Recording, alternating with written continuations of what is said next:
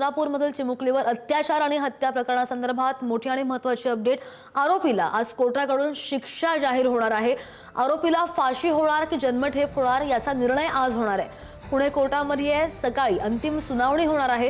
पुण्यातील नसरापूर इथल्या 3.5 वर्षांच्या चिमुकलीवर अत्याचार करून तिची हत्या केल्याचं प्रकरण आपल्या सगळ्यांना माहिती आहे आणि याच संतापजनक प्रकरणामध्ये आजचा दिवस अतिशय महत्त्वाचा मानला जातोय, कारण की पुणे जिल्हा आणि सत्र न्यायालयाकडून या प्रकरणातील आरोपी भीमराव प्रभाकर कांबळे याला शिक्षा सुनावली जाणार आहे। आरोपीला फाशीची शिक्षा होणार की जन्मठेप याकडे संपूर्ण राज्याचं लक्ष लागलंय। या संदर्भात आणखी जाणून घेणार आमचे प्रतिनिधी ज्ञानेश्वर चौतमल आपल्या सोबत आहेत। ज्ञानेश्वर, मागच्या सुनावणीमध्ये काय झालं होतं आणि आज ही अंतिम सुनावणी किती वाजता होतीये?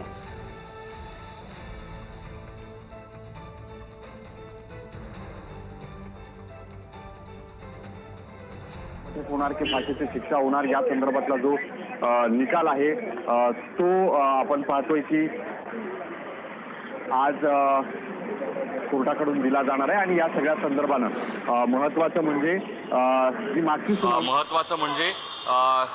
सुनावणी झालेली होती, या मागच्या सुनावणीमध्ये त्याला फाशीची शिक्षा व्हावी अशा पद्धतीची भूमिका जी आहे ती सरकारी वकिलांनी घेतलेली होती आणि आज या सगळ्या संदर्भातला निकाल येणं अपेक्षित आहे। 11 वाजता सुनावणी आणि निकाल वाचन ज्याला आपण म्हणू ते सुरू होईल आणि त्या सगळ्या पार्श्वभूमीवर पोलिसांचा कडेकोट बंदोबस्त आपल्याला या ठिकाणी बघायला मिळतोय। काही या ठिकाणी पोस्टर्स देखील आपल्याला दिसत आहेत ज्यावरती नसरापूरच्या त्या निष्पाप जीवाची किंकाळी अजूनही न्याय मागते आहे अशा पद्धतीचे फलक देखील आपल्याला या न्यायालय परिसरामध्ये काही तरुणांनी हातात घेतल्याचं बघायला मिळते। सगळ्यांची हीच भावना आहे की शिक्षा होईल अशा पद्धतीचा निकाल असेल अशी अपेक्षा आहे आणि बघावं लागेल की साधारणपणे पुढच्या काही मिनिटांमध्ये जेव्हा निकाल वाचन सुरू होईल तेव्हा न्यायाधीश नेमकं काय सांगतात। या सगळ्याकडे आपलं लक्ष असेल, ताजे अपडेट्स घेत राहू। ज्ञानेश्वर, धन्यवाद दिलेल्या सगळ्या सविस्तर माहितीसाठी। आरोपीला फाशी होणार की जन्मठेप आज अंतिम निर्णय होणार आहे।